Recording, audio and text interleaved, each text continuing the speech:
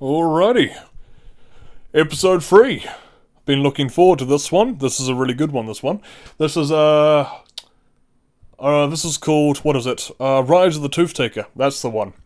Now this is cool because, and again, not wanting to give away any more spoilers than I need to for the third session, but I'm quite happy in telling you all that, the original campaign, Wollen, which of course, this being Wollen retold, we go through the whole process of retelling the story. The original campaign's title that I would have given it after we had completed the campaign was Wollen Rise of the Toothtaker, which this episode is called. So, as you can probably imagine, Dariss is kind of a big deal and is very likely not going away anytime too soon. And that makes me very happy, because, as it so happens, I would come to really enjoy Dariss. So, before we get into the old discussion about who is ultimately the main antagonist of this first campaign, I feel it'd be amiss not to at least mention the Doppelgangers, because that was actually going to be a good view into what this campaign, especially my first one, was going to be until Zook did what he did, and then things went absolutely sideways and the entire butterfly effect really took off. So, as I discussed right from the very beginning of my first session, when we all started, I set up the We're At initially ahead of time, intentionally, and I fudged the roll to ensure the bite did happen. Also, that way, a slow and continuous quest chain, as I put it, can continue to just kind of carry on. And that manifested, with the exception of the part of Wendy and the gardening. Ironically, that would be the bit that stands out. The rest of the first session was all pretty nicely tied together. The We're At bites Dane, they bug around for a while, they end up meeting an old lady who definitely won't come back to have some sort of serious repercussions later. And then they go back and they need to get a healer because that bite's going to get infected. That healer, because they don't have enough money, leads them to go to find an old, group of undead. In which case, amongst doing that quest, that should be sure and done, and that should be the end of it. And in a way, it kind of was. They do end up resolving and curing Dane's bite. There's a locket there, which then kind of triggers another quest for them to follow and find these doppelgangers in Dale now, all the way back into session 1.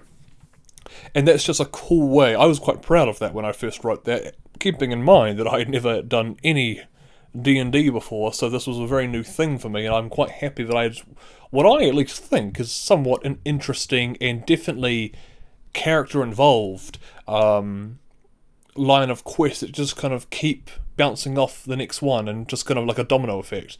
I quite enjoy it when I say, what did I say, character-oriented. Ultimately, that just comes down to the fact that it's not some massive, giant, main story quest. It's not some giant ancient evil awakening from a volcano that needs to be, defeated and conquered by the great heroes of legend. It's just personal interest all the way, which slowly builds and leads to something better, which, as I've mentioned before, Dragon Age 2, which, again, is not my favourite in the series. But it's curious that I keep bringing that up, and funny that I say that, because later on we're going to have the exact same conversation about another piece of media. But Dragon Age 2 does a great job of setting yourself with standards low, just being a small locals in a city, and just kind of slowly building your way up for your own personal interest of getting better, looking after your family, not worried about the greater world around you, and slowly you get there. So to have a view at the start of this episode is rather poetic, that you get to see where my sort of quest, and essentially you can imagine what the entire story and the kind of ongoing conflict of this campaign would have been had I had my way and not had player agency that I allowed to fully disembark that, I don't want to say railroad, I don't feel like it was, but it was certainly tying certain events together. But naturally, that didn't get to happen. So it's very poetic that in the first session, we get to have a look first at what would have been, and then we get to see where it went instead. And I think that's quite fun. So obviously the Doppelgangers is a nice little surprise. I was quite excited and sitting quite happily waiting for the first few weeks of going through these sessions for the players to finally get the chance to meet the Doppelganger, and the twist that I had planned right before we began of having the wife innocently have no idea what the hell they're talking about, only for then the creepy mood shift to kind of like just kick in as the father just appears and starts walking in the hall, and these guys know full well he's dead, and it's just a very creepy feeling, and I love that. But that, decidedly, would not be what we continue to pursue. Because these doppelgangers could have been quite a considerable threat on their own. As you can probably imagine, a group of doppelgangers working in tandem with one another could be serious threat if the right circumstances align and they manage to succeed in their goals. I very much think of morely the comics. Secret Wars and Marvel, the idea of all the Skrulls being undercover and invading. Not that I've actually read those comics, but I know enough about them how infamously good they are. Probably a little bit more so than I think the TV show seemed to be for Marvel recently. That could be a hell of an interesting thing to do in a story, and I'd still like to one day.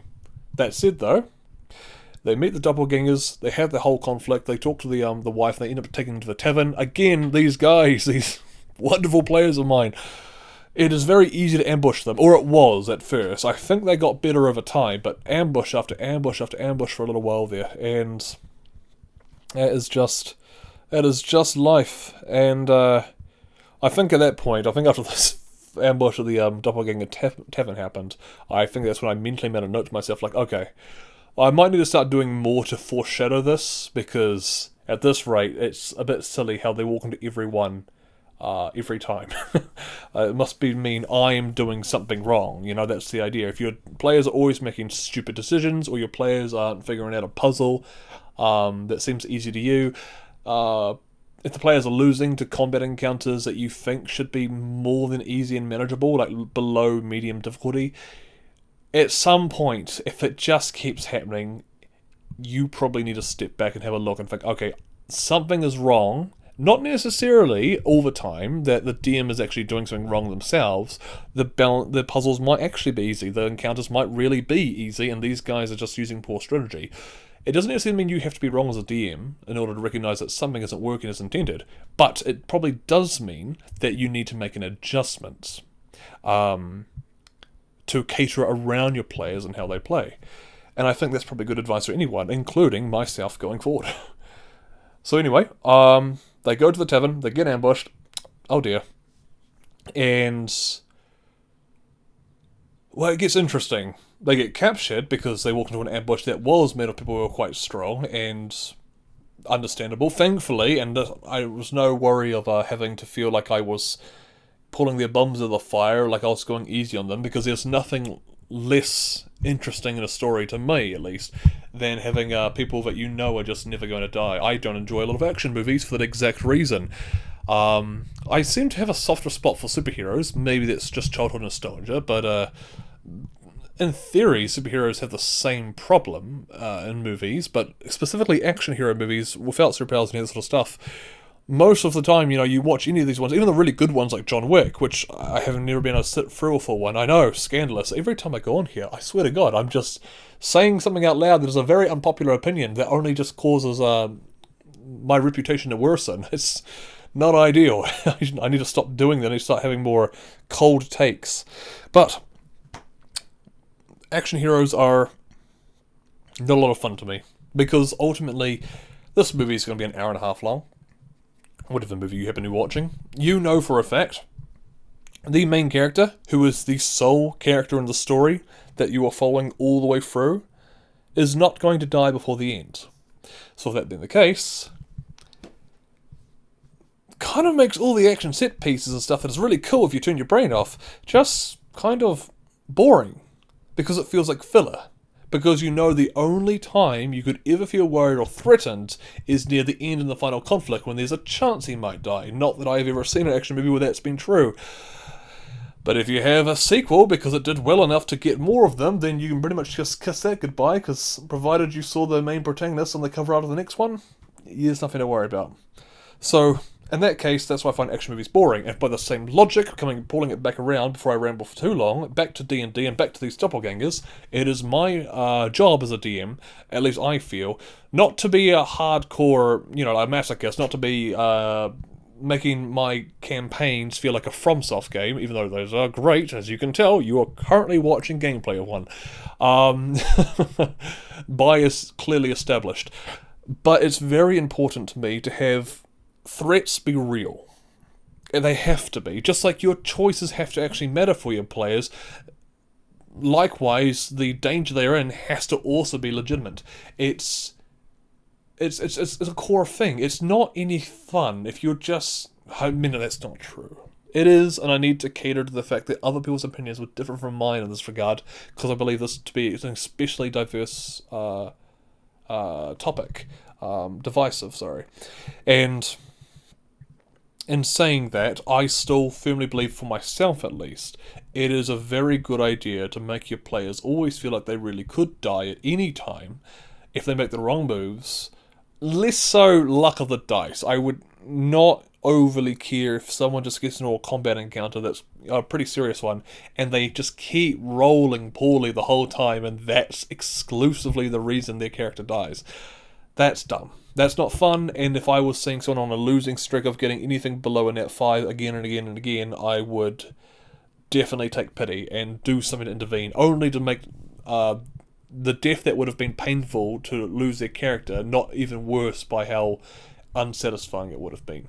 Now that said, the doppelgangers are great in this case, because while they did win this fight, I didn't have to worry about the threat of these doppelgangers killing the party. Fundamentally because doppelgangers wouldn't kill their victims, at least not right away, which is great from a roleplay perspective, as these guys had a chance to break out like they did, but also it just makes sense for the lore of a doppelganger who learns and hunts their prey and understands these things, needs to interrogate and glean all this information from these targets, that they would not immediately get rid of them. And I think that's quite an important thing to keep in mind. Because there will definitely be times where they get into serious threats and fights, as you're probably well aware if you've watched the end of Session 3's episode of Wollen Retold, which again, I feel like I say this too much now, but why are you here? Not that I don't mind, by all means, stay around, but why would you be here if you haven't watched the Retold episode that this is connected to? It just... Anyway, I'm going to assume you've all seen it. So if that being the case, they get locked away with these doppelgangers. Thankfully, it doesn't feel like a cheap cutout. They've definitely lost the battle, and they definitely have been defeated, and it's, in theory, a TPK, but no one has actually died. And it doesn't feel cheap. I like that. Because, of course, if they had failed to break out, or things had gone wrong, or they had done something stupid, like try to run back in and get a whole fight going again where they had no more advantage than they did last time, then yes, they would have been killed off, and I would have gritted my teeth and made sure to make that happen. Don't be nice in those moments. You got to, for them to have fun and for it to matter and for it to feel impactful long term, they've got to die. It really goes back to why I like superhero movies, because it's strange, because it's exactly the problem with a lot of them. Yeah. Anyway, that being said, we now come to the best part. Bias once again established, because I adore Dariss. The Toothtakers, the entire thing, it's fantastic. Now, I'm going to talk about them, because I've been waiting to do it the entire time. This is the reason why we have the side series. It mostly just helps the algorithm think I do more than one video a month. But it's also times like these and sessions like these ones which I really enjoy getting to peel back behind the curtain, talk about the idea about it all, and again, there's a lot more I could tell you, but spoilers, so that's going to have to wait. So what I can tell you for the time being is, firstly, why Dariss? Now, I talked about this at the end of the last episode that I've done, in which, if things had been different, Rebecca Tuttle, the Archmage from the Magical Emporium in the city of Labrie, all the way across the other side of the island, she would have been the one to hunt down and revenge her mother and find Zook and make him pay for his his sins. Now, for different obvious reasons, it didn't make sense for that to happen, especially right away. There's just no logical connection that would immediately get her to like pinpoint his exact location and where exactly he is. There is magic she can do, for sure. I wasn't keen on going so crazy as to have these now level 2 characters in the party just be straight up hunted down by a level 20 mage. That is how you end up on D&D horror stories, I believe. Thankfully, that's not what I had any inclination to do. In fact, I think, considering the options I had about what to do with Zook and his rampant destructive behaviour, I, to this day, and thankfully Zach, Zook's player, thankfully he and we both agree that I probably handled this in the best way I could have done, without making it unfair or railroading. And again, I get my head of myself. I apologise. I ramble, and it's also I allude to things, and then I say, "Oh, I'm going to give you blue balls for a minute. We'll get back to that later." Shouldn't do that. Bad Ben. So, the reason I had Dariss come into existence, and I do mean that in a more literal sense, because prior to the first 2 sessions, Dariss was not a character. He was not planned. He had no role in the story. He wasn't going to exist in any fashion. He and his group of Toothtakers were just not a thing. And that's really interesting to me, because I planned a lot in this campaign, and I mean a lot. Too much. But the one thing I didn't plan for ended up being the most significant and biggest part with the most influence over the story. And there is something beautifully poetic about that I really love, from my absolute, how much I adore and admire player choice and letting Butterfly Effect really take its course and letting everything be changed by the actions of the party who influence the world around them.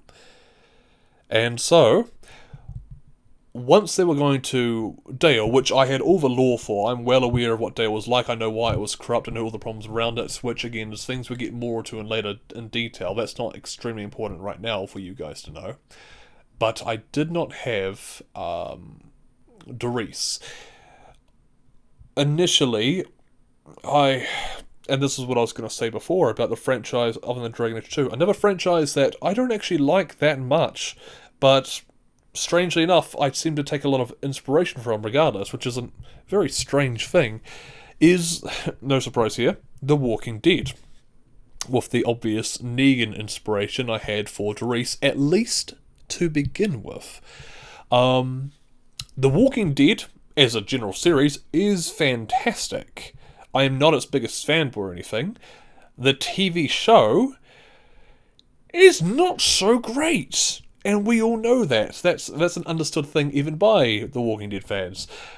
They're great early seasons, definitely.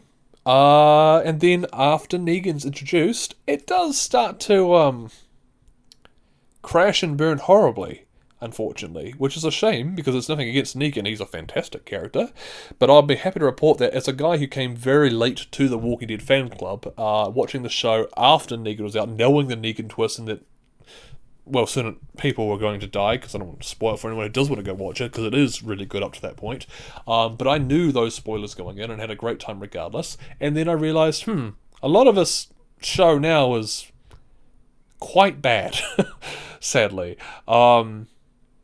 And eventually I went back and I actually read the comics. The comic version of the exact TV show. God, that's a lot better. The comic book is fantastic. And this is coming from a guy who does not read comic books or graphic novels at all. Like, that's the only one that I've ever read. I went all my life out reading a comic book, picked up the Walking Dead comics because offhand, so I decided, oh, what the hell? What's it like? What's their origins? I've heard a lot of things about the show straight from the comics. So I'm wondering if the comics maybe did a better job. And, oh my god, yes. Yes, they did. Robert Kirkman knows what he is doing. And, yeah, no, it's just... I'm trying to remember why I started going a whole tangent about The Walking Dead. I'm going to stop, because this is not what you came here for. Now, the inspiration of using Negan, because Negan is such a good character, and if you haven't watched The Walking Dead, you don't care, and you don't know who Negan is, but you liked Dariss. If you did, then you're kind of getting the same idea, because the introduction of Negan and the introduction of Dariss at the end of this third episode is almost identical.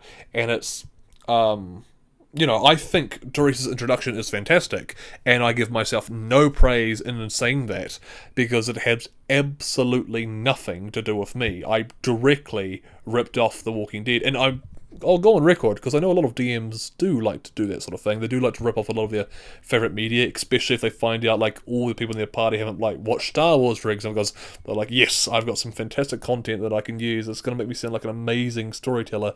They're never going to know, unless, they take an interest in extremely popular pop culture. In which case you're doomed. But thankfully that was one of the very few and only times that I ever took any serious inspiration from, such blatant inspiration from a popular piece of media at all, or any media for that matter. I take a lot of pride that a lot of what my ideas and stuff that I do is pretty damn original. I just do it myself because I'm just fussy that way. I have to do my own story. I just can't do modules and do pre-made stories, because I'm just a party pooper that needs to have his own way, and so on. I am painting a terrible picture of myself. I'm really not that rigid, but I enjoy making my own work. I like to write. That's all it is. Anyway, so Dariss's introduction was a hell of a thing to bring up, because I started off thinking I'll have a human being, a big bandit, very much more Negan lookalike. And then when I started to think about making this character more impactful than just the initial shock value of coming around and killing one of the main characters and being like, oh damn, this guy feels like a threat. When I realised I probably would want to give this guy some credence and actually make this guy have a bit of influence and staying power in the story, which I think I did alright. That's when I realised I might want to dive deep into his past, his history, why he is this big bad boss, why he is the only gang leader around and not the others. Why was he special over all the people who have tried to go to Dale, which is this pre-established, very corrupt city. I already wrote into the law that's very Gotham-like in their essence of just being, why does anyone live there? And when I thought about that, I came up with some very interesting things. I almost, in a way, wrote Dariss's backstory, which I will not reveal here, as it will slowly be teased out over time later, in later sessions and beyond that, which I don't want to rush into, because there's quite some fun little tidbits to bite into, and part of the fun of the story for these party members at the time was not knowing the full detail, but hearing little bits more and more about him, and starting to paint a picture and starting to see just where this guy has been and what he's done, which really kind of just gave some more credence to his character and who he was. So, wanting you guys to share that same experience, I won't spoil any more than I need to at the moment, but I did write this guy and his backstory as if he was sort of his own main character in a way, as if he's lived his story already. He's 35 when the campaign begins. He's not a young man anymore. He has lived some life since he was the age of how many of the party members are. They're most roughly in their 20s, early 20s. And yeah, he's been through it. He's definitely been through it. He's been through a few things. He's definitely had some quite big events. It's like he's already had like 3 whole movies, and now he's a side character in a new story for new characters, and it's, this guy's a bit of a veteran, and I wrote him as such, as if he's already got a lot of depth and backstory behind him, because he does. And once I had established who he was and his whole thing behind him, I realised, based on things we won't fully explain at the moment, obviously he was not going to be a human, and thus he became the Sharkin. He and his men that he has, they're all Sharkin. I don't want to say too much on that regard. Yes, sadly not a lot I can say about that in the moment, but a cool, interesting race, big, powerful creature, and he stands massively tall, which is very interesting. And yeah, I'm playing with hot water here. I'm going to just leave that now, because I worry I'm going to say something if I keep talking too much about this. So let's focus on how I introduced him more effectively, as you're sure you saw from the video, as it probably stood out a little bit, using strike 1, 2, and 3 for the video to showcase, make sure everyone is definitely capturing and noticing every time he, as Zook, has been warned not to mess with this guy. And what that comes down to is I needed to, this is stuff I mentioned at the end of the last episode as well, and behind the sessions, the second episode, I need to have a way to create a significant threat that would act as a good deterrent for the way Zook's behaviour is acted to discourage other players, including the Zook's player himself, Zach, from continuing on this sort of activity unless they are willing to really commit to what they are doing. I've always told my players, you guys can totally rob a bank on a whim if you want to. You can do a lot of... You could just be a full-on criminal campaign. You can all just be like bad guys who you just decide to be, even if you don't start out that way. However, don't think it's going to be easy. You know, if you're going to start like stealing from banks, you're going to need to plan heists. You're going to need to do this and that. I ask that you commit and put work in and plan ahead and be clever, but... So provided you do so, I will allow you to do criminal activity and do these things and get shortcuts, like get heaps of gold real quickly to buy magic items, or just steal the magic item yourself. You have to work for it, especially if it's valuable, because that's how the real world works. You can't exactly just go in and steal the crown off the queen and... Oh, we don't have a queen anymore. I say we. New Zealand doesn't have a queen, but I'm thinking of England. That's a sad thing to bring up right now. Maybe, I don't know, I don't know, I feel like regardless how you feel about the Queen, it's like she's an old lady and she died, and that's like, oh, that's not... We try not to celebrate old ladies dying when we're talking about Zook and his sort of bullshit, you know? That was unintentionally a good way to wrap back around to the point. So with Zook's antical behaviour, it was important to have a character who would now come in and discourage this behaviour unless they're really committed. So therefore... I didn't want Dariss to simply, because I knew he's going to exist, I knew he's going to be in the first session. That's something I planned and wrote in between the weeks we had between session 2 and session 3, back when we played it for the first time. And I said to myself, I do not want Dariss to find him, so to speak, by just showing up, getting into a confrontation with this egotistical little gnome, and obviously being able to kick his ass. I want the chance... not only for Zook to be able to escape Dariss, but to also be able to avoid him entirely. If Zook played his cards right and adapted, I would have allowed him to continue to use the Starfify and continue to be a bit of a nightmare and keep using, you know, this force of power for his own selfish gestures and for evil reasons. Not that it was going to be easy, but it was going to be possible. Very possible, and that was always the point. That's what I was getting to when I say I allow my players to do what they wish. They just need to actually put the right amount of work in order to achieve it. So with that being the case, I needed to, and I made sure of this, the strike was a thing I had in my mind all the way through. I wrote the entire session, well, of course the Doppelganger is going to be its own thing that needed to be tended to first. I wrote the entire session around the idea of the 3-strike system.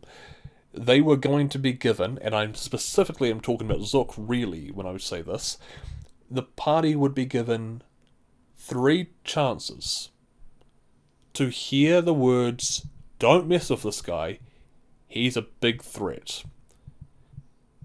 The idea behind giving it 3 strikes is because I think, especially considering how I've nurtured and allowed throughout most of Session 2, I've allowed Zook to enjoy his power and to dominate people and to just keep being a bully and keep getting rewarded for it, allowed to get away with it, and it gets some results and there's not seemingly a downside for him yet. That was all well and fine, and I realised going in too strong, that would be, you know, quite cocky. So giving him 1 warning, which he's very likely to ignore and think, oh, whatever threat it is, I can deal with it. That's all well and good, and I realised he'd probably just bypass it and get himself in serious trouble. So the idea was to give him the whole session and slowly get told again and again, back off, do not commit to this. This is a threat you cannot beat yet. You are not yet the biggest shark in the sea. Puns. So... that's essentially the idea. Big threat. He's dangerous, he's powerful, and provided at any point Zack or Zook, whichever it be, had decided and heard this and thought to themselves, right, maybe I should slow down and be cautious. Maybe I should not rush in head first. If he had shown any restraint, if he had shown any acknowledgement that this might be dangerous, or even better, if he had decided to slow down and stop being as murderous and as violent and as oppressive as he was towards the rest of the party and to the NPCs around him in the world, then he might have survived. The free strike system was designed to say, like, hey, only if he continues down his path and unquestionably and unfalteringly continues to be an unstoppable asshole, because no one's going to tell him no. Only if he continues to be a full-blown, power-seeking, egotistical psychopath. That is the only outcome in which he dies. And lo and behold, that's what happened. And I'm really glad it did. I would have not minded at all if he hadn't, but I'm quite happy, as things went, that when I made sure, not just Zook in the game, but more importantly, when I made sure that Zack, the player, at the table outside the game, understood that he was being warned, this is dangerous, and he committed ahead of time and said, yes, I'm still going for it, that was good. That was a lot of peace of mind for me, because I realised, okay, the player understands the consequence of doing this, he understands the risk he is taking, as much as he can do, and he still wishes to try and go and get his hands dirty. Alright then, we can now let the cards fall where they may. And so in doing that, we saw what happened. He was told again and again, don't mess with these guys. He was told directly by one of Dariss's own men. He was told twice, actually. And finally, he ends up killing that very man because he senses the first hint of fear and thinks, I'm going for it. I got it. And he gets exactly what he deserves. And it was perfect. It was poetic. And again, it's just a rip-off of Negan for sure. And that's quite the fun part, because I made Dariss the idea that like he would start off being identical to Dariss, identical to Negan from The Walking Dead in pretty much every way when you first meet him. And by design, as I wanted to add a lot of my own details and stories and complexity to this guy, because I didn't want Dariss to just be a blatant rip-off of Negan. That would not have been creatively fulfilling for me to continue to write a character who was literally just a carbon copy of someone who likely, if I followed Robert Kirkman, would have done it better, because this guy's much more of a pro than me.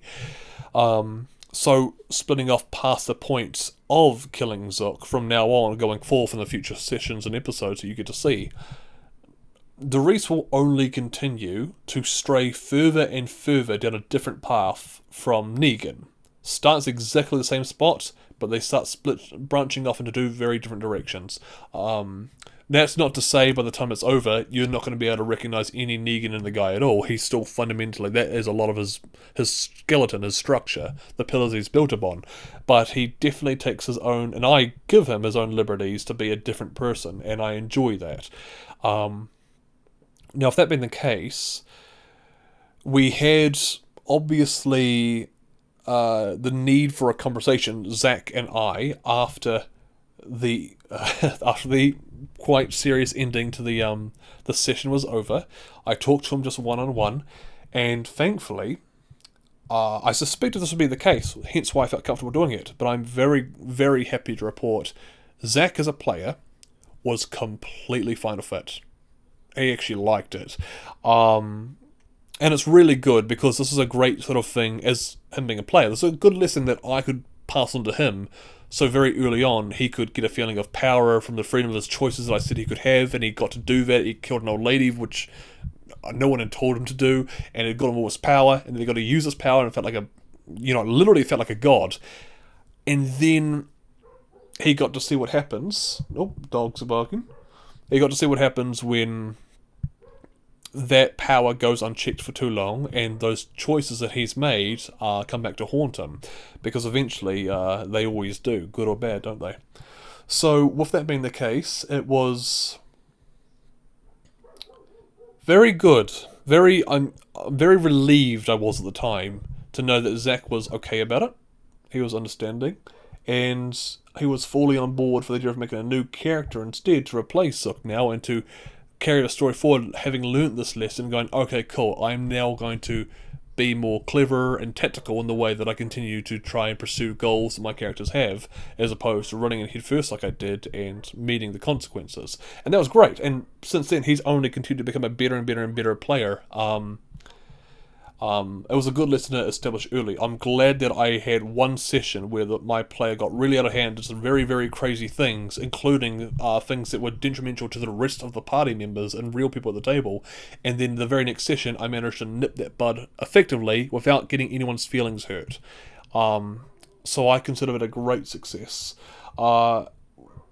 I definitely made a lot of failures, don't get me wrong, but that's something I've always been happy with. I'm very proud as a very young and very new DM, but that's the path I chose to do. I feel it's a great way to handle the early onsets of a murder hobo and quickly put that fire out before it can start becoming, an Australian forest fire, which no doubt it would have done if Zook had had his way. Literally even. But thankfully, that talk went well, and one great thing about Zach as a player, I'll spend more time getting to talk about the other players and how good they are in the future, but obviously this does kind of demand Zach be the centre of attention at the moment. Zach has this almost, and this is why I say he's a great player. I'm not sure if I've already mentioned this before, but in case I haven't, he's got this almost, I'm going to quote Critical Role here, so to speak, I'm going to mention them, the Sam Riegel-like quality as a player, because, that's insanely high praise, that Zach shares with Sam Riegel when they play D&D, is that these are the sorts of guys that don't just accept, as you have to, they don't just accept failure and natural ones and things going wrong or things bad happening to them, they embrace it. They get just as much joy, if not more, out of failing and losing as they do succeeding and winning. And in a game like D&D, where everything is up to chance and the roll of a dice, that is something that is an invaluable asset for any player to have, as I'm sure many of you people listening already know. If you play D&D, you understand the value of it, especially if you're a DM. As a player, I'm sure there are a few of you out there who don't necessarily see the upsides of rolling natural ones when your character's trying to be cool. But it wouldn't be the same. It wouldn't be as fun without those sort of moments to make it all go wrong. It's like I said before, the action movies. If there's not some risk of failure, then success feels cheap. And I think ultimately that pretty much wraps up the crux of most of the issues I wanted to talk about. Essentially just why we had Dariss do what he did, and why we ended up killing a player character, not even in combat, just in roleplay, wasn't given a chance to really save himself, because the time to save himself was before he was on his knees in front of this giant monster. That could sound terrible out of context. And we worked it out. It was all well and good. We're happy with it. And going forth, it created a huge ripple effect on where the story is going to take us. Because at this point, as I've mentioned before, Zook and that Staff of Fire, him killing that old lady, that was the huge thing that shifted everything in the story. The entire rest of Wollen will be strongly defined by what he has done, and then, of course, that led into meeting Dariss, which only further cements a whole new branch that, as I've established, both between Zook killing the old lady and taking the Staff of Fire, and between Dariss coming to the story, the two things that were not plans. All that planning I did, and the best parts, like I said, is the things that just weren't part of it.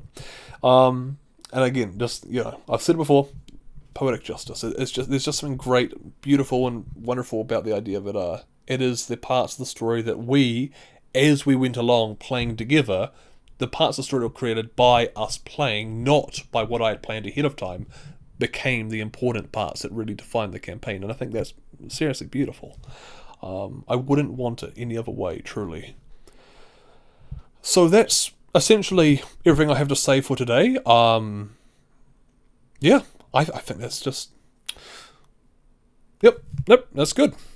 I've loved this session. It's extremely fun. It's such a huge influence on all of the D&D and the stuff that I did going forth. And I look forward to getting to see your guys' reaction to what comes of this campaign now that Dariss has entered the picture, because things certainly don't go the way you probably predicted. So if that being the case, thank you for listening or watching, and I wish you all the best. Have a good one, and if you're still not sick of me rambling on for far too long, then I guess I'll see you in the next one. Bye guys.